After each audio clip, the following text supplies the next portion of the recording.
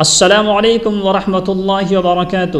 معزز ناظرین اکرام، ایک صاحب نے سوال کیا ہے کہ بیوی سے کتنے عرصے تک الگ اور دور رہ سکتے ہیں؟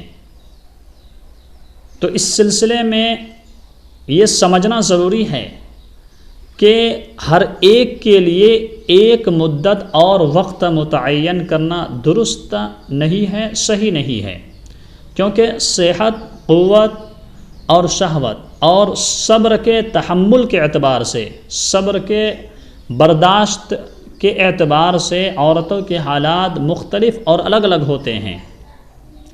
البتہ 4 مہینے سے زیادہ اس کی مرضی اور اس کی اجازت کے بغیر الگ رہنا اور جدا رہنا درست نہیں ہے، صحیح نہیں ہے۔